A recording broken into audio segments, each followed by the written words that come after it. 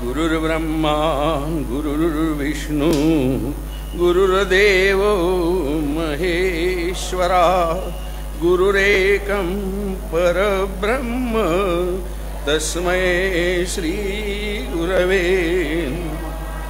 अखंडमंडलाकारं व्याप्तं येन चराचरं तत्पदं दर्शितं येन तस्मै श्री निर्गुणं निर्मलं शान्तं जंगमस्थिरमेव च व्याप्तं येन जगत्सर्वं स्मै श्री गुरवे त्वं पिता त्वं च मे माता त्वं बन्धुस्त्वं च देवता संसार प्रीतिमंगाय तस्मै श्री गुरवे नमः।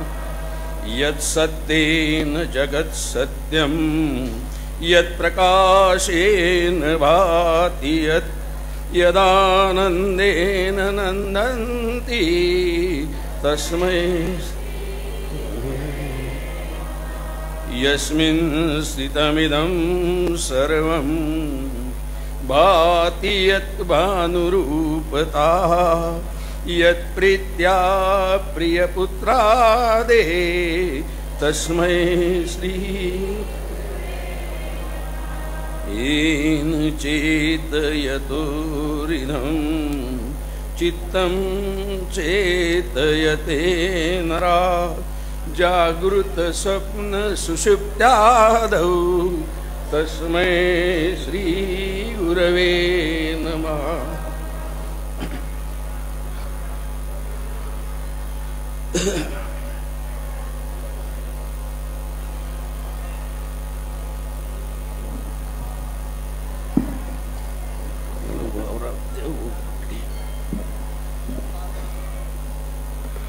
अरे थांब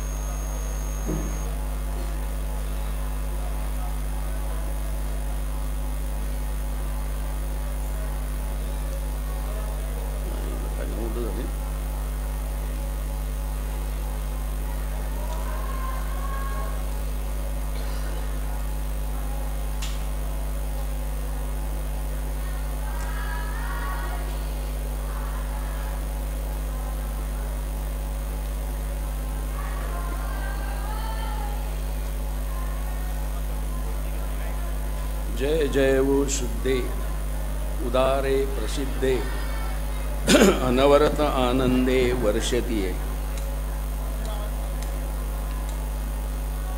आज इथं ज्ञानेश जयंती निमित्ताने चाललेल्या सप्ताहानुसार प्रवचन करण्याची संधी मला मिळाली। विश्वस्तांनी तो योग घडून आणला त्याबद्दल त्यांना धन्यवाद देतो। ज्ञानेश चरणी पूर्णतः विनम्र होतो आणि आता आपण प्रवचनाला सुरुवात। जय जय वो शुद्धे उदारे प्रसिद्धे अनवरत आनंदे वर्षती। जय जय ओ शुद्धे लक्षात ठेवा। सद्गुरूंचा गुरुदेवांचा जय जयकार केलाय आपल्याकडं सहजपणे असा प्रघात आहे की वडीलधारे जे आहेत किंवा मोठे जे आहेत सामर्थ्यवान आहेत त्यांना अहोय नावाने आपण पुकारत असतो आणि यामागं आपली एक लीनता आहे। ज्ञानदेवांची ती एक लीनता वाटते की गुरुदेव हे एक त्यांचं सर्वस्व आहे। त्यामुळं ते म्हणतात परिपूर्ण असं जे व्यक्तिमत्व आहे ते माझे गुरुदेव.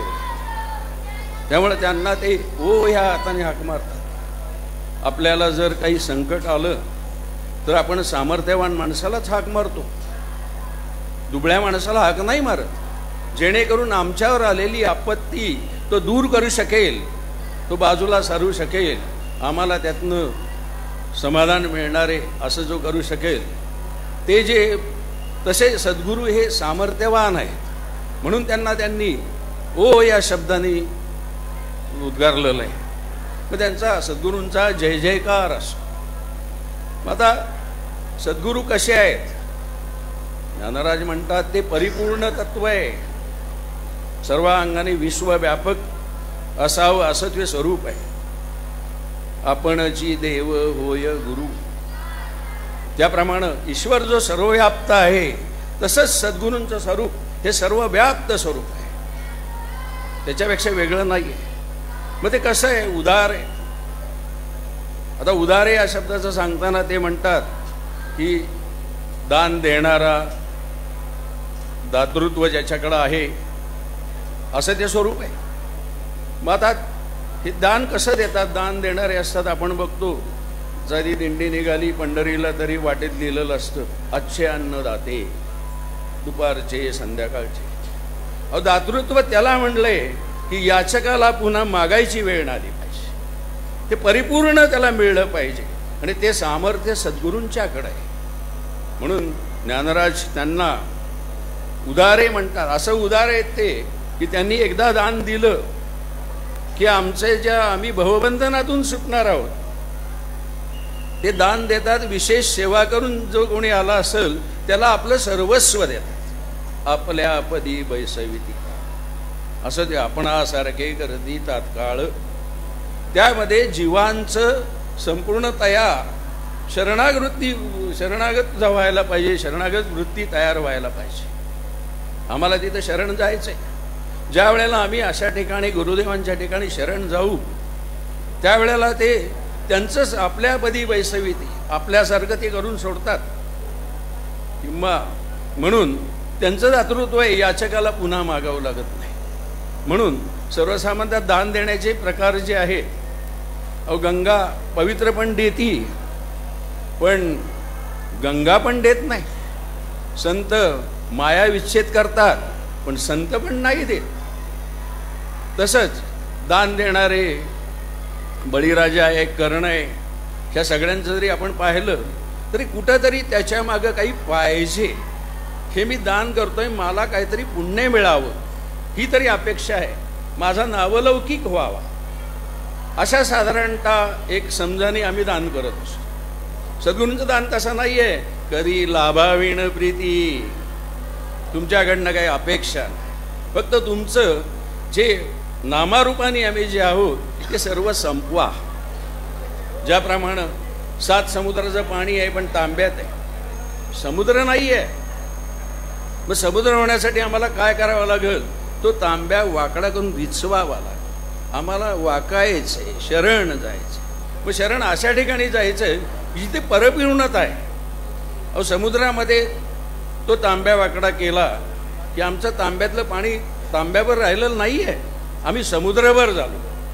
सद्गुरू स्वरूप तसं आहे. सद्गुरू स्वरूप आम्हाला जर शरण गेलोत, आमचं संपूर्णतया अस्तित्वच आम्हाला संपवायचं. आम्ही जे नामारूपाने आहोत अहंकार रहित व्हायचे. तो अहंकार फक्त त्यांच्याच कृपेने जाऊ शकतो, अन्यथा नाही. दातृत्वाचा अहंकार आमच्याकडे राहतो.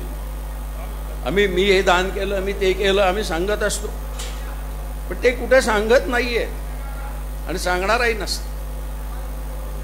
कारण त्यांना विश्वातलं थोडं संपूर्ण जे कळलेलं आहे, हे सर्व विश्व आहे त्या परमात्म्याने भरलेलं आहे. ह्या जाणीवेने ती तिथं स्थित आहे. त्यांना परिपूर्णता माहिती आहे, सो अहम, दुसरा कोणीच नाहीये. म्हणून कारुण्यच एक त्यांच्या पुढे असतं. आणि असं जे स्वरूप आहे ते उदारे आहे. नंतर शुद्ध म्हणले त्यांनी, लक्षात घ्या, जय जय शुद्धे. हे उदारे तर आहेतच, पण शुद्ध सुद्धा त्यांनी म्हटलंय. शुद्ध म्हणजे परिपूर्णता. सच्चित आनंद हे ईश्वराचं जसं स्वरूप म्हटलंय तसं उदारे प्रसिद्धे असं स्वरूप जे म्हटलंय ते गुरुदेवांचं शुद्ध स्वरूप आहे असं आमचे महाराज म्हणतात. त्यामुळं शुद्ध स्वरूप असं आहे ते. काही ज्ञानेश्वरींमध्ये काही भागामध्ये सिद्ध हा एक भाग आलाय, शुद्धेच्या ऐवजी सिद्धे म्हटलंय. पण आमचे महाराज म्हणतात, बाबा महाराज आर्वीकर म्हणतायत की ती अपूर्णता वाटते. सिद्धेमध्ये परिपूर्ण बोध होत नाहीये, आम्हाला शुद्धेचा परिपूर्ण बोध पाहिजे. मग अशा वेळेला सिद्धे कसा असतो, अहो थोडीशी उपासना आराधना केली की आम्हाला सिद्धी मिळते. मग त्या सिद्धीने आमचा अहंकार वाढत. तिथं जर आम्हाला कोणी कारण अध्यात्म पारमार्थ ही वाटच अशी आहे, वाट दावी करी धरून या. स्वतःच्या चालण्यावरती वाट नाहीये. मनोमार्गे गेला तो तेथेची मुकला. म्हणून आम्हाला कुणीतरी हाताला धरणा भेटला पाहिजे.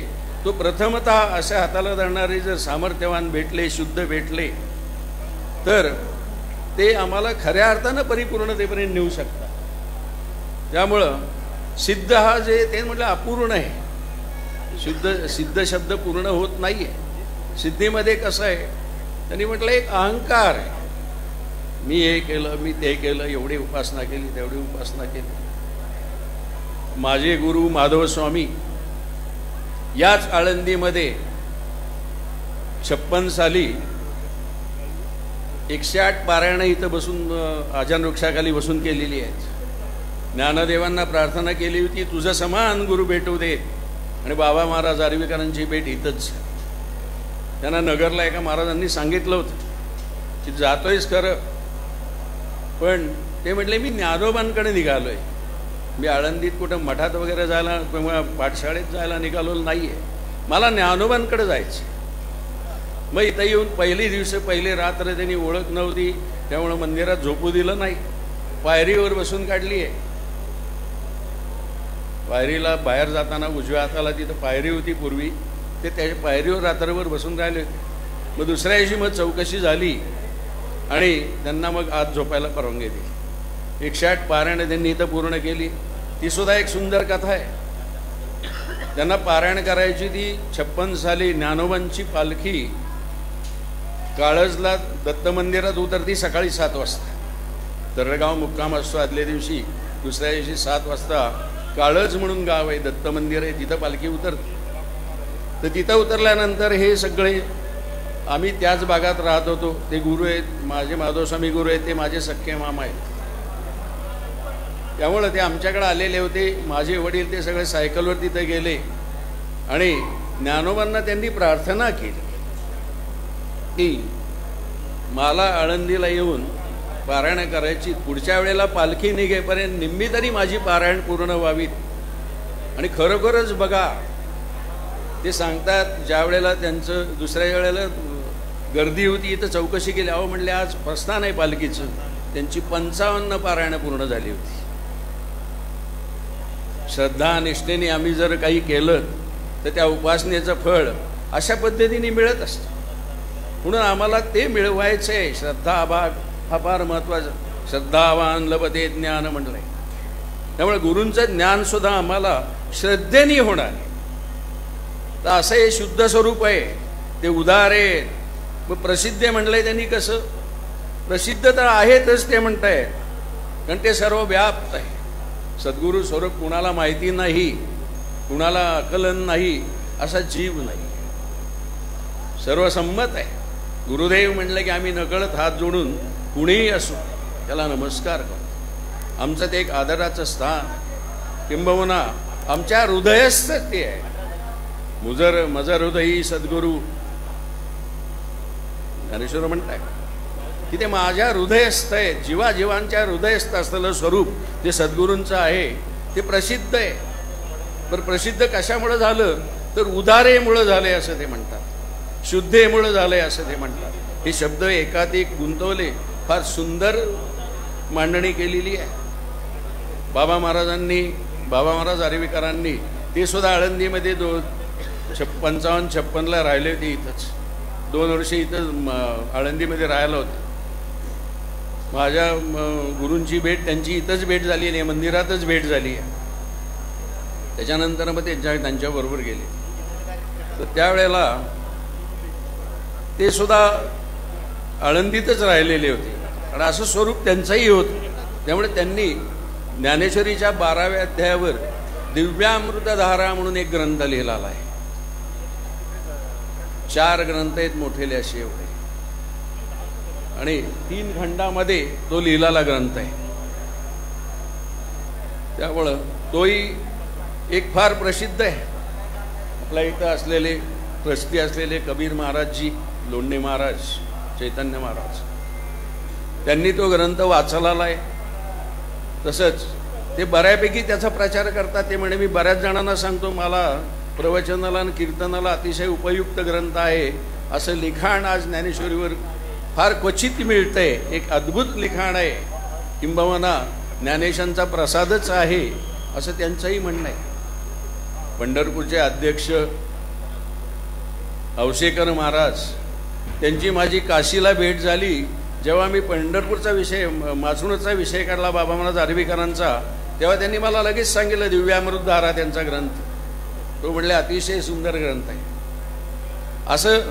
अशा पद्धतीने हे गुरुतत्व एक प्रसिद्धीला पावलेलं असतं, आणि बाबा महाराजांनी ते केलं. तर त्या परिस्थितीमध्ये तेवढ्या प्रसिद्धीपर्यंत पोचले. असं आता प्रसिद्ध तर आहेत, मग ते कसं स्वरूप आहे तर ते आणखीन म्हणतात अनवरत आनंदे म्हणले. आनंदे शब्द त्यांनी काढलाय. आनंदाचं स्वरूप त्यांनी म्हटलंय आम्हाला ब्रह्मानंद, विषयानंद असे 2 आनंद माहिती आहेत. व्यावहारिक जीवनामध्ये आम्ही ज्या सुखाच्या वेदना आम्हाला जाणवतात त्याचा परिणाम आनंदामध्ये होतो. त्याला विषयानंद म्हणलंय. त्याचे क्षणिक आहे, तो टिकणारा नाही आहे. काही काळापुरता मिळणारा आनंद आहे, तो थोड्याच वेळात दूर होतो, दुःखात रूपांतर होतं. कारण भोगात दुःख भयम, त्यागात शांती निरंतरम म्हणलंय. त्यामुळं भोगमय जीवनामध्ये कुठल्याही प्रकारे सुख हे असूच शकत नाही. अशा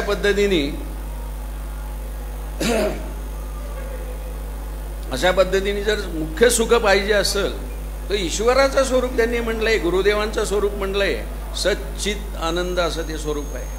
तो आनंद जो आहे तो एकदा मिळाला की तो आम्हाला कायमस्वरूपी मिळणार आहे, किंवा त्याचा परिणाम आमच्यावर सातत्याने राहणार आहे.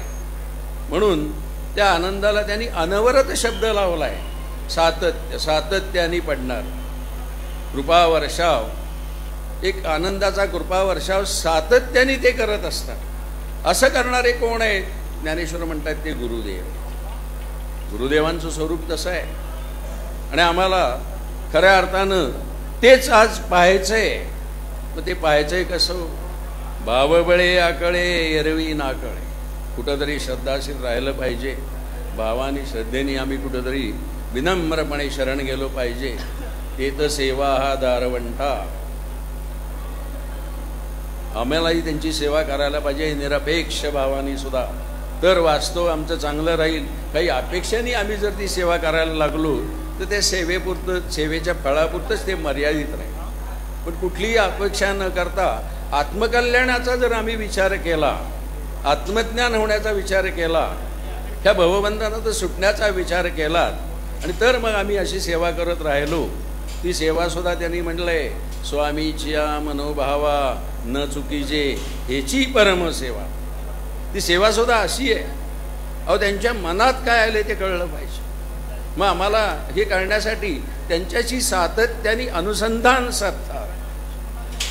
अनुसंधान त्यावेळेला साधल की ज्या वेळेला आम्हाला त्यांचा ध्यास लागला, त्यांच्याबद्दलचं प्रेम श्रद्धा जागी झाली की वारंवार श्रद्धेने आम्हाला हळूहळू त्यांचा ध्यास लागायला लागतो, आणि त्या ध्यासाचंच पुढं रूपांतर अनुसंधानामध्ये होतं. ते आणि आम्ही श्वासामध्येही चुकत नाही अशी जी अवस्था असती त्याला पूर्ण त्यांनी समर्पण म्हणलंय.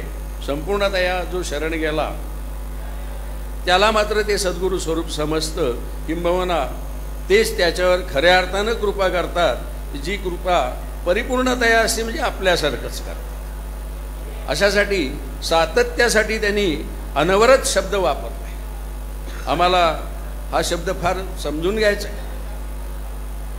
आनंदाचं एकंदर वर्णन हे देवाचंच वर्णन आहे आणि ईश्वराचं सर्वव्याप्त ईश्वराचं आनंद स्वरूप हे वर्णन आहे. म्हणून त्यांनी ह्या आनंदाला महत्त्व दिलंय. हा आनंद ज्या वेळेला आम्हाला प्राप्त होईल, या आनंदाचं ज्या वेळेला आम्ही खऱ्या अर्थानं सेवेकरी होऊ, त्यावेळेला तो आम्हाला तो मिळणार आणि तो आम्हाला ह्या भौतिक रूपातून किंवा भवबंधनातून सोडवणार आहे. आम्हाला या भवबंधनातून बाहेर काढणार. म्हणून त्या आनंदाची आम्हाला गरज आहे. तो आनंद त्यांच्यापर्यंत आम्हाला घेऊन जाणार आहे. आम्हाला तिथंपर्यंत जायचं. त्यांच्याशी जेव्हा आम्ही शरण होऊ त्यावेळेला हे घडणारे आमचं अस्तित्व पूर्ण संपलं पाहिजे. म्हणून समर्पण हे इथं आवश्यक वाटतं. त्यावेळेला ते खऱ्या अर्थानं आनंदाचं स्वरूप, कारण आनंद त्यांनी त्यालाच ब्रह्मानंद म्हटलंय. वैषयिक आनंदापेक्षा ब्रह्मानंद हा अतिशय महत्त्वाचा असं त्यांचं म्हणणं आहे. आणि तो गुरुदेवांपाशी आहे, कारण गुरुदेव हे सर्वव्याप्त स्वरूप आहे. ईश्वरच आपणची देव होय गुरु म्हटलं. ईश्वरच निर्गुण निराकार मूर्तीमधला ईश्वर सगुण साकार होऊन आमच्यामध्ये जो नांदतो, आमच्यामध्ये स्थित होतो, त्यांचं नाव आहे संत. गेले आशापास निवारोनी, ज्यांचा आहे तर विठ्ठल. आज आम्ही सर्वसामान्यता सगळ्यांनाही संत म्हणतो. भावना छान आहे, पण तो भाव व्हायला पाहिजे. भावनेला किंमत नाहीये. भावनेला त्यांनी पाण्यावरचा तरंग म्हणले. तो येतो आणि निघून जातो. भाव मात्र दृढ असतो आणि भावानीच खऱ्या अर्थाने भावबळे याकडे भाव तोची देव. भावानीच देव करणारे गुरुदेव करणारे आम्हाला. त्यामुळं असं जे सद्गुरूंचं स्वरूप अशा वेगवेगळ्या अर्थानं त्यांनी प्रसिद्ध कसं आहे तर ते त्यात सांगताय. ते उदार असल्यामुळेच प्रसिद्ध आहे. त्यांचं दातृत्व कसं आहे याच्यामुळे ते प्रसिद्धीला पावलेले आहेत. आणि त्यांचा आनंद जो आहे, आनंदे स्वरूप आहे त्यांचं. ते अनवरत आनंदे, सातत्याने पडणारा आनंद, मिळणारा आनंद की जो कधी भंग पावत नाही. त्यालाच त्यांनी परमात्म्याचं स्वरूप असं म्हटलंय. मग आम्ही त्या आनंदाने, तो आनंद ज्या वेळेला आम्हाला थोडा थोडा उपासनेमध्ये साधकाला सुद्धा मिळायला लागतो आणि साधक हळूहळू स्वतःच्या कर्मभोगाने किंवा प्रारब्धाने जे आमचे दोष गुण आहेत ते हळूहळू बाजूला सरतात. सद्गुण जागे होतात, श्रद्धाभाव तयार होतो आणि मग त्याला मागणंच काही राहत नाही. आणि मग त्या आनंदाची एकदा चटक लागली की तो गुरुदेव चरणी कुठंतरी शरण होतो आणि खऱ्या अर्थानं त्या आनंदामध्ये नाचायला लागतो, डोलायला लागतो. असा आनंद प्राप्त करून घेण्याचं फक्त सद्गुरूंकडं आहे. अहो, देवालाही आपण काय मागितलं तर मागल तेवढं देतो, पण सद्गुरू स्वरूपात जेव्हा तो येतो त्यावेळेला तो सर्वस्व देतो, सगळंच देतो. तो म्हणतो कडे हा माझं आहे तेच तूच. जसं अर्जुनाला कृष्णाने सांगितलं होतं, सर्वधर्मांत परित्यज्य मामेकं शरणं व्रज. अहो, अर्जुनाचे गुरु होते कृष्ण, सखा होता. पण गुरुत्व कळण्यासाठी त्यालाही 11 अध्याय अर्जुनांना दाखवावा लागला. आणि कृष्णाने जेव्हा 11 अध्यायातलं पाहिलं तर तेव्हा त्याला कळलं की ह्या संपूर्ण विश्वामध्ये कृष्ण सोडून काही नाहीच आहे. सगळीकडे कृष्ण वावरतोय. आणि मग त्याला कळलं की आता मग कृष्णाने सांगितलं होतं सगळे धर्म सोडून मला शरण आहे, म्हणजे मग मला जे म्हणायचे ते तुला कळणार आहे. तू फार विद्वान आहेस, शूर आहेस, वीर आहेस, सगळं मान्य आहे, पण म्हणले त्याच्यात अडकू नकोस. तुला जर हे सगळं कळायचं असेल तर शरण आहे, सगळे धर्म सोडून दे. ज्या वेळेला त्यांनी ते 11 अध्यायानंतर ते केलं त्याच्यानंतर मात्र तो म्हणला, नष्टो मोहा स्मृती लब्ध्वा त्वत्प्रसादान्मयाच्युत. खऱ्या अर्थानं गुरुदेवांचं स्वरूप त्याला कळलं. अहो, नामदेव महाराजांचं सुद्धा बघा ना, प्रत्यक्ष पांडुरंग हाकेला व देत होते, कधी हाक मारा येत होते, एवढा प्रिय भक्त. पण त्यांना सुद्धा जेव्हा सांगितलं, मुक्ताबाई म्हणले अजून थोडंसं कच्चच आहे म्हणून, तर त्यावेळेला मग देवानी तेच सांगितलं की देवा ओके नामा, तुला जर माझं स्वरूप कळायचं असेल तर तुला गुरु करावे लागणार आहे. ते म्हटलं गुरु कशासाठी करायचे, तू मिळावा म्हणूनच ना, ईश्वर प्राप्ती व्हावी, ईश्वर खऱ्या अर्थानं आकळावा, यासाठीच आम्ही गुरु करतोय. मग तू आणखीन वेगळा गुरु कशासाठी सांगताय तुम्ही आम्हाला. ते म्हटले नाही ना, तू जे पाहतोयस ते माझं खरं स्वरूप नाही आहे. माझं खरं स्वरूप पाहिजे असेल तर तुला गुरु करावे लागेल. त्याच्यानंतर मग औंढ्या नागनाथला जाऊन पुढची कथा आहे, आपल्या सर्वांना माहिती आहे. आणि खऱ्या अर्थानं मग पांडुरंगाचं स्वरूप काढा. विश्वव्याप्त कसा देव आहे, सद्गुरू त्यासाठी लागतात, गुरु करावा असा एक प्रघात आहे.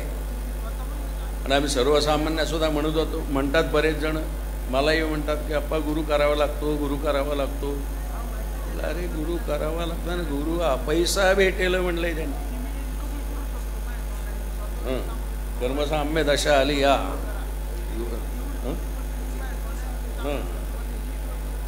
साम्य दशा ज्या वेळेला येते त्यावेळेला खऱ्या अर्थानं गुरु आपल्याला शोधत येतात, त्याचे कुठेतरी जाऊन करावे लागतात. असं काही नाही वाटत. आमचेही महाराज म्हणायचे, आमच्याच महाराजांची भेट गुरूंची इथं झालेली आहे. ते आधी म्हणायचे हा काय येत नाही, कुठं अडकलाय. त्यांचे गुरुबंधू दुसरे आनंद स्वामी म्हणून होते, त्यांना म्हणायचे. जेव्हा भेट झाल्यावर ते म्हणले आता आपला आळंदीतला मुक्काम संपला, हा आला म्हणले आपल्याकडं आता, असं सांगितलं. ते आपणहून भेटायला येतात. हो आपल्याला काय कळणार मला सांगा ना, सद्गुरू हे तत्व कळायला असं काय सोपं आहे. व्यक्तिमत्वाने काय कळणार का आम्हाला. व्यक्तिमत्वाने आम्हाला संत कळतात पण संतत्व कळत नाही, देव कळतो पण देवत्व कळत नाही. आम्हाला देवाचं देवत्व कळलं पाहिजे, संतांचं संतत्व कळलं पाहिजे. तर ते कळून देणारे जे आहे त्यांचं नाव आहे सद्गुरू. ते मात्र या विश्वामध्ये परमात्म्याचं स्वरूप सगळं कसं आहे, शिवाय तो पंढरीत एकटा आहे परत बसलाला, तत्तिष्ठन् दशांगुलम अशा पद्धतीने जे म्हटलं, तो वेगळा कसा आहे आणि सर्वव्याप्त कसा आहे. किंबहुना चराचर आपण झालाय. ज्ञानराज म्हणताय चर आणि अचर सुद्धा तोच झालाय. आमचे महाराज म्हणायचे हा दगड जो पक्का पडला ना म्हणले, याच्यात सुद्धा गुरुतत्व आहे म्हणून तो घट्ट आहे, ना तो फाटून जाईल म्हणले. तो चिंदाड्या उडतो. गुरुतत्वाने तो वेढलेला आहे. चराचर कसं वेढलेलं असतं ते सांगत. त्यामुळं असं हे गुरुतत्व की ज्याचं ज्ञानेश्वर खऱ्या अर्थानं इतकं 12व्या अध्यायात पहिलीच ओवी आहे ती, असं वर्णन करतायत त्यांचं. बाबा महाराज अरविकरांनी जवळजवळ 25-30 पानं लिहिलेली आहेत त्याच्यावर. फार सुंदर ग्रंथ आहे. आपणा कोणाला जर बघायला मिळाला तर फार चांगलं होईल.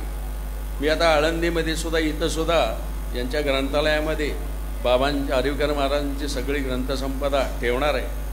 आपल्याला इथंही तो उपलब्ध होईल. कुठं आळंदीत वर्षा बुक स्टॉल म्हणून आळंदीमध्ये आहे, तिथं आहेत ते ग्रंथ. पण मी संस्थेच्या लोकांशी बोललो होतो, मागच्या वेळेला भेट झाली होती, बोललो होतो त्यावेळी ते म्हणले थोडीशी फॉर्मॅलिटी आहे ती आपण बसून पूर्ण करू आणि ठेवूया. मी म्हटलं मला काय त्याच्यावर पैसे मिळवायचे नाही, ग्रंथाचा खऱ्या अर्थानं प्रसार व्हावा आणि जीवाजीवांचं कल्याण व्हावं, जीवाजीवांच्या कल्याणासाठी ते लिहिलंय, पैसे मिळवण्यासाठी नाही. कारण आमचे महाराज लांब लांब जात होते प्रवचनाला, कुठं पैसा घेत नव्हते. अशा पद्धतीनं सेवा असायची. भरपूर भारतभर फिरलेले आहेत, महाराष्ट्रभर फिरलेले आहेत, महाराष्ट्राच्या बाहेरही मध्य प्रदेश, गुजरात वगैरे सगळे फिरलेले आहेत, पण कुठेही काही घेत नव्हते. त्यांना भाड्याचं म्हटलं तर म्हणजे म्हणायचे ते माझा तो भाड्या माझ्या खिशात असेल तर तुम्हाला मी हो म्हणतो, मी काय तुमचा बांधील आहे काय प्रवचनाला, असं स्पष्ट बोलायचे. कुठेही काही घेत नव्हते. माझेही गुरुदेव कुठेही काही घेत नव्हते. अनोळखी माणसाची दक्षिणाही घेत नव्हती, मंदिराच्या पेटीत टाकून द्यायची. काही तत्व आहे अध्यात्म क्षेत्रामध्ये, काही अशी तत्व थोडीशी वापरली तर खऱ्या अर्थानं जे षड्विकार आहेत ते आमचे जाऊ शकतात. म्हणून त्या काम, क्रोध, लोभ, मोह, मद, मत्सर हे सगळे जर सोडायचे असतील तर आम्हाला असं वागलं पाहिजे. तो सांभाळता देव आहे म्हणायचे. अहो, टाकळीमध्ये, मी पाथर्डी तालुक्यामध्ये हनुमान टाकळी म्हणून गाव आहे, तिथं समर्थ रामदासांनी स्वहस्ते स्थापन केलेली गोमायाची हनुमंताची मूर्त आहे. सध्या तिथं अयोध्येतलं जसं मंदिर आहे तशा पद्धतीने मंदिर बांधलं गेलंय. आमच्या महाराजांना समर्थांचा खास आदेश होता, नगर जिल्ह्यात शोधून काढलेलं ठिकाण आहे ते, आणि तिथं आज मंदिर पूर्णतः लागले. महाराज 16 साली समाधिस्थ झाले. बरंचसं मंदिराचं काम झालं होतं. त्याच्यानंतर गावकरी आणि मी, आम्ही सगळ्या हातांनी मिळून त्यांनीच आमच्या सगळ्यांच्या हातातून ते करून घेतलं. आज पूर्णत्वाला आलेलं काम आहे. अयोध्येच्या राम मंदिरासारखंच. तर त्या याला सुद्धा कुठेही आम्ही देणगी मागायला गेलो नव्हतो, काय नव्हतं. आपणहून तिथं येत होतं आणि मंदिराचं काम. मंदिराला कुठल्याही प्रकारे उत्पन्न नव्हतं. एक खेडेगाव होतं, अशा ठिकाणचं मंदिर, तरी ते आज पूर्णत्वात गेलंय. 4-5 कोटीचं काम आज सहज तिथं बसून त्यांनी केलंय. ते कुठेही मागायला गेले नव्हते. भगवानगडाचे नामदेव शास्त्री म्हणायचे, आमच्या लोकांना, गावातल्या लोकांना म्हणले, तुमच्या बाबाबद्दल बोलूच नका, तुमचा बाबा माणूस नव्हता, प्रत्यक्षात देव. ते म्हणायचे, मला जर कुणी म्हटलं की देव कुठं आहे तर मी सांगेन हनुमान टाकळीला जा, माधव स्वामींना बघा, तो प्रत्यक्षात देव आहे. कारण म्हटलं एवढं मोठं काम तुम्ही सांगताय, आम्ही कुठं पावत्या पुस्तक घेऊन फिरलो नाही. पावत्या फाडलेल्या आहेत पण जाग्यावर फाडल्या. आपणहून येत होतं. मोठमोठी मंडळी स्वतःहून सगळं काम पूर्ण करायच्या तयारीत होते, पण बाबांनी त्यांना सांगितलं की मला हे सगळ्यांच्या हस्ते होऊ द्या. 1 रुपया देणगी देणारा सुद्धा देणगीदार आणि 1 लाख देणारा सुद्धा देणगीदार. गरीबातल्या गरीबाला सुद्धा वाटलं पाहिजे की माझे 2 पैसे या मंदिरामध्ये आहेत. अशा पद्धतीने ते मंदिर उभं केलं. म्हणून श्रद्धेनिष्ठेने काय होत नाही, गुरुकृपा असल्यावर काय होत नाही, याचं उदाहरण हनुमान टाकळी. आपणा सर्वांना हनुमान टाकळीला निमंत्रित करतो. वेळ झाली तर या. नगरपासून 55 किलोमीटर आहे. वृद्धेश्वर कारखाना, शेवगाव रोडला वृद्धेश्वर कारखाना आहे. कारखान्यापासून 5 किलोमीटर आत आहे. सध्या मी तिथंच असतो. आळंदीत संबंध आला, त्यामुळं हळूहळू हे प्रवचनाची आज संधी मिळाली. आणि म्हणून म्हटलं आता पहिल्यांदा प्रवचन करतोय तर गुरुदेवांचंच वर्णन करावं, म्हणून ही ओवी आज घेतली. अशा पद्धतीने ते सातत्याने आनंदाचा वर्षाव जिथं चालू आहे, कारुण्याचा वर्षाव जिथं चालू आहे. कारण सद्गुरू स्वरूप हे कारुण्यपूर्ण आहे. करुणा हा एक त्यांच्याजवळ महत्त्वाचा भाग आहे. ज्ञान आणि सत्ता असू शकते, पण तिथं कारुण्य जर असेल तर ते म्हणतात शुद्धी हा शब्द तिथं लागू पडत नाही. तर मग सिद्धेमध्ये थांब. सिद्ध शुद्ध असेल असं नाही, पण शुद्ध सिद्ध असतोच. पण तो कुठल्या ह्याच्यामध्ये अडकत नाही, व्याधीमध्ये अडकत नाही. कुठलीही तपश्चर्या केली की त्याचं फळ मिळत आहे, पण त्याच्यात ते अडकत नाही. कारण त्यांचा हेत असतो ते कुठलीही उपासना आराधना ही आत्मकल्याणासाठी करायची आहे, काही मला पाहिजे अशासाठी नाही आहे. अशा पद्धतीने ते राहतो. मठ मंदिराबद्दल सुद्धा ते म्हणायचे, अहो छोटीशी कुटी मातीतली बांधलेली होती, फार पडायला झाली होती. मीच नंतर मग ते 14 साली जरा ते त्यात बदल केला, चांगली बांधली. मला म्हटले काय करायचं रे, आपलं आयुष्य किती दिवस काय करायचं बांधून ते त्याच्यात अडकायचं आणि ती व्याधी निर्माण करायची, कशाला म्हणायची. आहे तसं राहू, अशा पद्धतीने राहायची. पुढे काही कुठल्याही प्रकारचं मंदिराचं काम जरी त्यांना चालू असताना कोणी बोललं की अहो तुम्ही मंदिराचं काम फार सुंदर करताय, ते म्हणायचे मी नाही करत, ते कारागीर करतायत, मी आपला हरी हरी म्हणतो. इथं कुठल्याही प्रकारे अहंकार घेतच नव्हते. मठ मंदिराबाबत ते म्हणायचे मठ कसा असावा तर दगडभिंती म्हणजे मठ का. ज्या जागेवरून जीव आत्मकल्याणाकडे जातो, ऊर्ध्व दिशेला जातो, त्या जागेचं नाव आहे मठ. आज मठांची व्याख्या थोडीशी वेगळी वेगळी वाटते आहे. वास्तविकता मला दोष नाही कोणाला द्यायचा, पण थोडंसं आम्हाला संतांचं वाङ्मय समजून घ्यायचे, संतांचे विचार आम्हाला आमच्यात उतरवायचे. ज्या वेळेला ते खऱ्या अर्थाने विचार उतरवले जातील ना, मग आमचं बदल होणार आहे. त्यामुळे अशी उपासना आमच्या हातून व्हावी अशा पद्धतीने त्यांनी गुरुदेवांचं वर्णन अशा पद्धतीने ते करतायत.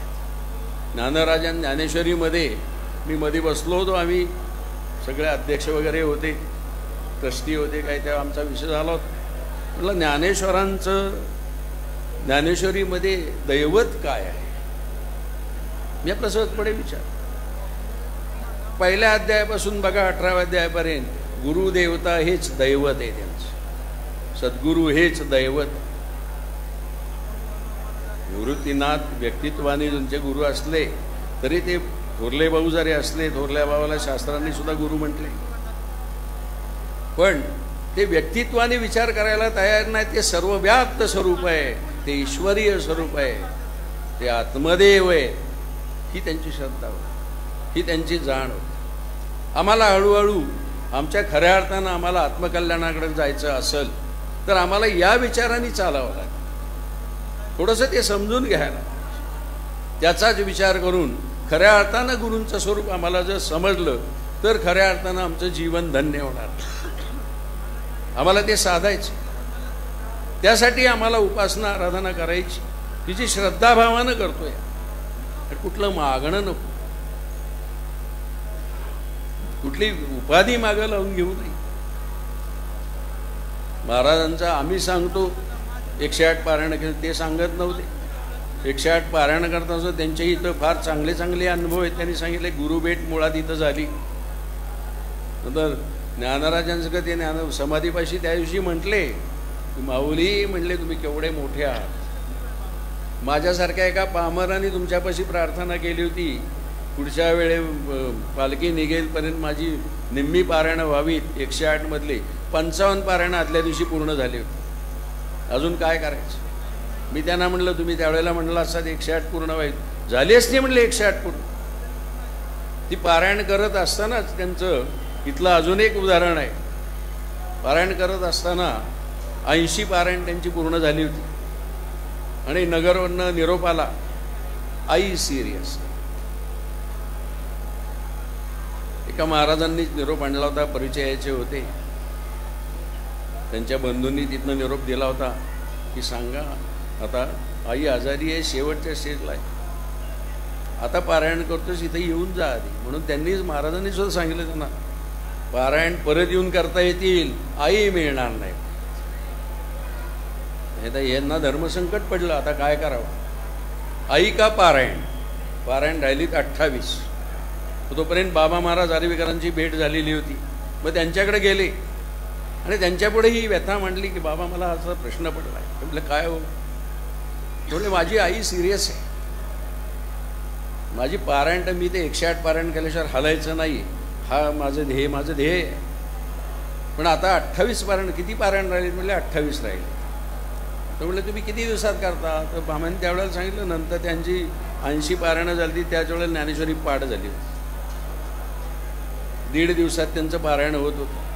मग त्यांनी सहज विचारलं त्यांना, एका दिवसात एक होईल का. ते म्हटले हो. 56-57ची घटना आहे. त्यावेळेला इथं लाईटची एवढी व्यवस्थाही नव्हती. ते मला सांगतात अरे अक्षरं दिसायला लागली की मी वाचायला सुरुवात करायची. 15 अध्याय म्हणले 12-12:30 पर्यंत वाचत होतो. एकच घरी माधुकरी मागायला जायचो, तेवढीच खायचो, पटकन हातपायधून परत वाचायचो. 4 वाजेपर्यंत पुढचे 3 अध्याय होऊन जायचे, 4-4:30 अशी 21 दिवसात. तर त्यावेळेला बाबा महाराजांनी त्यांना सांगितलं करा म्हणले 28 पारायण पूर्ण करा, तुमच्या आईला काही होणार नाही म्हणले. मी जामीन. हे गुरुतत्व असतं, ही गुरुकृपा आहे. आणि त्याचप्रमाणे त्यांनी 28 पारायणं पूर्ण केली. पुनश्च त्यांच्याकडे गेले, त्यांना सांगितलं झाली पूर्ण. वा जा म्हणले, आता आईची सेवा करा. आपण इतरांसारखं रडत बसायचं नाही बरं का. तर काय घडणार हे सुद्धा सांगून टाकलं. ते म्हटलं हा निसर्ग आहे. येणे उपजेते नाशे नाशे ते पुनरपी दिसे, या तत्वानुसार हा इथला निसर्ग आहे म्हणजे. त्यामुळं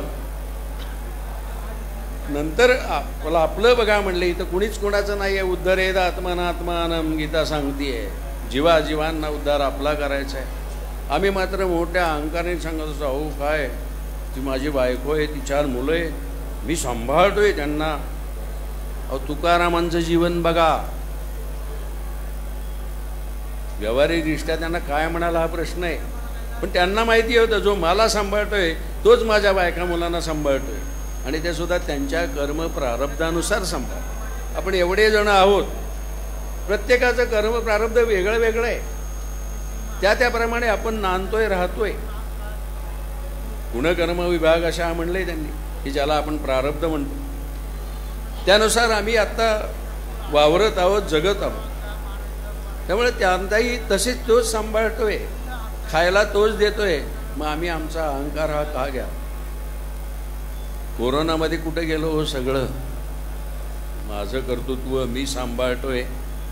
पैसा असून अवाढव्य पैसा आहे, सगळं जवळ आहे, पण वाचवता आलं नाही मुलाला, वडिलांना वाचवता आलं नाही. किंबहुना त्यांना अग्नी देण्याला सुद्धा बंधन राहिलं, अग्नीसुद्धा देता आला नाही. तिथं कुठं गेलं कर्तव्य आम्ही म्हणतो. ईश्वराने आम्हाला कर्म करण्याची हे दिली आहे, फळाचं नाही. कर्मण्येवाधिकार से मा फलेषु कदाचन. फळ निर्माण करण्याचं तुमच्या हातात नाही. अहो 8-10 झाडं लावली आंब्याची, सगळ्याला सारखंच खत पाणी घातलं, सगळं चांगले, औषधं वगैरे मारली, खतं सगळे छान मारलेली आहेत सगळे. 2 झाडांना आंब्याची फळ निर्माण करायचं आणि ते त्याच्याकडे ठेवलं. त्यांनी सांगितले कर्मरत राहा. जीवांना कर्मरत राहत असताना सुद्धा समाधान सुख हे मिळावं म्हणून त्यांनी म्हणले धर्मता कर्म करा. धर्माची व्याख्या तुकारामांनी केलेली, सत्य तोची धर्म. बघा किती सोपी व्याख्या आहे. आम्हाला जीवन फक्त सत्यतेने काढायचं, पण आम्ही असे भारी आहोत. त्या तुकारामांना सुद्धा उलट टांगायची आम्हाला सवय. आम्हाला मी म्हणायला तर मलाही म्हणतात, आप्पा तुम्हाला काय ना बायका ना पोरं, तुम्ही काय संसार केलाय. अहो संसारात खोटं बोलावंच लागतं. मी म्हणतो त्यामुळे मग बसताय ना, त्या दुःख तुमच्या पाठीशी पुरलेलंच आहे. सत्याने वागलात तर खरं सुख आहे. तुकारामांचा संसार सत्याचा होता, एकनाथांचा संसार सत्याचा होता. ते सुद्धा तुमच्या आमच्यासारखेच प्रापंचिक होते. मी म्हणायचो मी सुद्धा प्रापंचिक आहे. माझ्याकडे असे बघायला लागले का बायका पोरं म्हणजेच प्रपंच, असं नाही. जीवाजीवांच्या भोवताली असलेल्या वस्तू ज्या आपणच आणल्यात प्रारब्धातून उचलून, त्या वस्तू ज्या आहेत त्या वस्तूंच्यामुळं आम्ही कर्मभोग घेत आहोत. सगळं जीवन आमचं त्याच्यावर अवलंबित आहे. भोग संपले की शरीर पडून जाणार आहे. मग ते भोग जे असतील ते आम्हाला भोगावेच लागणार आहे. मग धर्मता जर आम्ही राहिलो, सत्याने जर राहिलो, तर खऱ्या अर्थानं आमचं जीवन सुखी आणि शांत होणार आहे, किंबहुना ऊर्ध्वगतिक होणार आहे. कारण आम्ही आलोय तिथून आम्हाला जायचं आहे. आम्ही त्या परमात्म्यांच्या अंश आहोत. ममैव अंशे जीव लोके जीवभूत सनातन. त्या परमेश्वराच्या अंश, त्या प्रकाशाचा एखादा किरण प्रकाशा एवढाच प्रभावी पाहिजे, कारण तो प्रकाशाची सूर्याशी जोडला आला. आम्ही त्या ईश्वराशी जोडलेले आहोत, पण नामारूपाने जे आहोत, व्यक्त जे शरीराने आहोत, कर्म व प्रारब्धानुसार जे राहतो, त्यामुळं हे सर्व गेल्याशिवाय आम्हाला आतला समजत नाही. महाराज आमचे म्हणायचे मी सोडा. आम्ही त्यांना म्हटलं मी सोडायला गेले की माझं सापडते, मी नाही सापडत. ते म्हटलं ठीक आहे सापडू द्या, माझं सापडलं ना बाजूला सा, हळूहळू माझं संपून जाईल. मी मुरे मगजे उरे.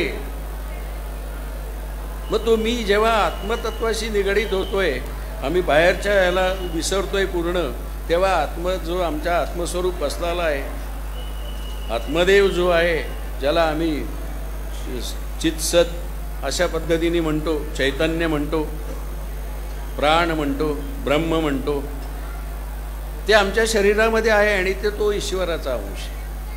पण ढगाळलेल्या वातावरणात जसा सूर्याचा प्रकाश अंधुक व्हावा किंबहुना न दिसावा, अशी परिस्थिती आज आमची राहिलेली आहे. आम्हाला थोडंसं यातून बाहेर आहे. त्याला ते म्हणतात फक्त विमुख झालायस तो समुख, आत्मस्वरूपाला समुख व्हा म्हणले. आम्ही बाहेर विश्वासी आमच्या भोवतालची जी परिस्थिती आहे तिच्याकडे बघूनच जगतो आहोत. ते न जगता आत्मस्वरूपाकडे बघून आम्हाला जगायचे. बाह्य व्यवहार हा शरीराशी निगडीत आहे. शरीर माझं आहे, मी शरीर नाहीये. माझा हात, माझं डोकं, मी कुठे? म्हणून माझं आधी सोडा. माझं सोडल्यानंतर जे राहतं ते ज्ञानेश्वरी म्हणतायत, मी माझी ऐशी आठवण विसरले दयाची अंतःकरण पारता तो संन्यासी जाणं निरंतर म्हणलंय. त्याला ते संन्यासी म्हणताय. मग आम्हाला हळूहळू हे का सोडता येत नाही? हे सगळं सोडण्यासाठी कुठंतरी श्रद्धाभाव जाग करून कुठंतरी शरणागती आम्हाला स्वीकारायला पाहिजे. आम्हाला शरण गेलं पाहिजे. जेव्हा आम्ही अशा ठिकाणी कुठंतरी शरण जाऊ तेव्हा आम्हाला हे कळणार आहे की अरे हे दिसतंय, हे व्याप्त स्वरूप खरं नाहीये. हे सगळं भ्रामयन सर्वभूतानि यंत्रारूढानि मायया अशा पद्धतीने आहे. अहो, स्वप्नामध्ये सगळं खरं वाटतं की हो, जागृती आल्यानंतर कळतं की ते स्वप्न. तसं यातून जो जागा झाला, ह्या भवसंसारात जो जागा झालाय तो मान. आणि सगळे त्यासाठी संत महात्म्यांना ते माहिती आहे, त्यांना कारुण्यपूर्ण असल्यामुळं, करुणा जागीच असल्यामुळं, दयार्द्र असल्यामुळं त्यांना वाईट वाटतं. बुडते जन पाहावेना डोळा म्हणलंय, अशा पद्धतीचं स्वरूप आहे ते. म्हणून ते सांगतात, गड्या हो झडझडून व्हायला आणि हे भक्तीची हे वाटे. भक्तीच्या वाटेला जर आम्ही लागलो, आता भक्ती करायची म्हणजे सुद्धा काय, उपासना आराधना म्हणजे आम्ही भक्ती म्हणतो, पण ते त्याला भक्ती म्हणत नाहीये. जे करायची उपासना आराधना ती भावसहित केली पाहिजे. सर्वेंद्रियासहित मज माझी सुनिचित्त रात्रंदिवस न म्हणत उपासती. अशा पद्धतीने आम्हाला उपासना आमच्याकडनं घडली पाहिजे. अशी उपासना ज्या वेळेला आमच्याकडनं घडल त्यावेळेला आम्हाला खऱ्या अर्थानं सद्गुरू स्वरूप केवढं व्याप्त आहे, केवढं मोठं आहे, जे ज्ञानदेवांना कळलं. आता ज्ञानेश्वर स्वतःच महाविष्णूचा अवतार म्हटलंय, तरी पण त्यांनी सद्गुरूंना तेवढंच महत्त्व दिलंय. आम्हाला ते सद्गुरू स्वरूपच खऱ्या अर्थानं ह्या भवबंधनातून सोडवणार आहे. त्यामुळे आम्हाला ते मिळणं फार गरजेचं आहे. ते मिळतं. नम्र झाला भूता तेने कोंडिले आनंदामध्ये. आमच्यात विनम्रता जागी व्हावी आणि त्या पद्धतीने आम्ही जेव्हा राहू त्यावेळेला आम्हाला हे खरं स्वरूप कळणार आहे. तोपर्यंत आम्हाला हे अवघड जाते, नाही कळणार. म्हणून वारंवार ज्ञानेश्वरी वाचणं, वारंवार तोच जप करणं, वारंवार आम्ही पूजा अर्चा करतो. लई केलं राव पण काहीच उपयोग झाला नाही, पुन्हा असं शेवटी म्हणून बसतो. ज्ञानेश्वरांकडे सुद्धा, ज्ञानेश्वरां असताना ज्ञानेश्वरांच्याकडे एक ब्राह्मण आले होते, उपासना आराधना करत बसले होते. ज्ञानदेवांनी त्यांना सांगितलं, तुम्ही देहूला जा तुकाराम महाराजांच्या. त्यांच्याकडे पाठवून दिलं. तुकाराम त्यावेळी ते मज पामराशी काय थोरपण हा त्यांचा अभंग आहे. तिथं पायीची वाण पायी बरी, ज्ञानोबांना ज्ञानियांचा राजा. तेच म्हटले, केवढं मोठं कौतुक केलंय ज्ञानेश्वरांचं. म्हणजे माझ्याकडे का तुमच्याकडे काय कमी होतं म्हटले, माझ्याकडे पाठवून दिलेत म्हटले. हे ठीक आहे म्हटले, तुम्ही पाठवलेत विनम्रपणे. तुकारामांसारखा महात्मा क्वचितच. विश्वव्यापी तुकाराम त्यामुळं म्हणलं जातं. तर त्यांनी नंतर मग त्याला सांगितलं, ठीक आहे पाठवलंय ज्ञानेश्वरांनी, तिथं काय कमी होतं म्हटले तुझ्याकडं. असू दे म्हटले, आता पाठवलंच आहे, सांगतो म्हटले तुला. सांगितलं रामकृष्ण हरी हा मंत्र म्हणत बस म्हटलं. वर्ष 6 महिने झाले त्यांनी आपला नियमाने जप करायचा. शेवटी कंटाळा म्हणले, ह्याच्यात काही दम नाही म्हणले. काय तुकारामांनी सांगितलंय म्हणलं, मला ह्याच्याने काहीच होत नाहीये. तुकारामांच्या भेटीला आले. म्हटलं काय हो, ते म्हणले तुम्ही मला जप दिला, सगळं झालं, पण अजून काहीच कळलं ना हो म्हणले. ते काय उपयोग नाही म्हणले तुमच्या मंत्राचा. असं ते म्हणले दे माघारी मला ते मंत्र म्हणले. आता माघारी कसा देणार? ते नेलं नदीवर म्हणले, खडकावर पाणी टाकलं, रामकृष्ण हरी लिहिलेलं होतं, आणि त्यांनी सांगितलं थुंक म्हणले त्याच्यावर 3 वेळा. आता 3 वेळा थुंकल्यावर 30 अक्षरं सगळी सोन्याने चमकली. मग पाय धरतोय तुकाराम म्हणले का वेळ गेली, ज्ञानोबांनी माझ्याकडे पाठवलं, मला कळलं. म्हणून कुठंतरी हा श्रद्धाभाव कमी पडतो. जीवाजीवांच्या मध्ये तो श्रद्धाभाव जागा झाला पाहिजे, आणि तो जीवाजीवांमध्ये श्रद्धाभाव वाढण्यासाठी सगळ्या संतांनी आपले अभंग लिहिले. त्यांच्यासाठीच ग्रंथसंपदा आहे. आम्हाला ते साधायचं. म्हणून संतांच्याच मार्गाने आम्हाला जायचंय, संत विचारानेच आमचं जीवन आम्हाला चालवायचंय. तसं केलं तर खऱ्या अर्थानं आम्ही पूर्णतेकडे जाणार आहोत. आणि असं हे पूर्ण स्वरूप गुरुदेवांचं आहे. आपणा सर्व जीवांना गुरुदेवांचं खऱ्या अर्थाचं स्वरूप आकळावं ही ज्ञानेश चरणी प्रार्थना करतो. आणि एका गीतानंतर आजचा कार्यक्रम संपवतो. भवसागर कारण तारण हे,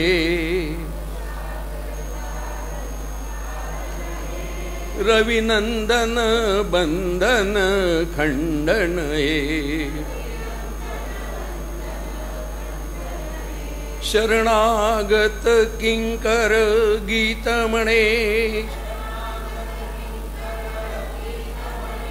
गुरुदेव दया कर दीन जने, तव नाम सदा शुभ साधक हे,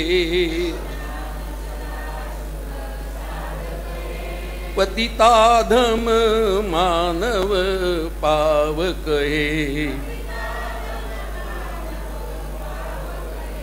त्रिताप हरे तव नाम गुणे, गुरुदेव दया कर दीन जने. जय सद्गुरु ईश्वर पावक हे, भवरोग विकार विनाशक हे, मन हे न रहे तव श्री चरणे, गुरुदेव दया कर दीन जने, गुरुदेव दया कर दीन जने. राजा राम राम राम सीता राम राम राम, राजा राम राम राम सीता राम राम राम, राजा राम राम राम सीता राम राम राम, राजा राम राम राम सीता राम राम राम, राजा राम राम राम सीता राम राम राम, राजा राम राम राम सीता राम राम राम, सीता राम राम राम, सीता राम राम राम. हरि ओम. पूर्णमद पूर्णमिदं पूर्णात् पूर्णमुदच्यते पूर्णस्य पूर्णमादाय पूर्णमेवावशिष्यते. ओम शांति शांति शांति. पुंडलीकवरदारि विठ्ठल श्री ज्ञानदेव तुकाराम सद्गुरुनाथ महाराज की जय.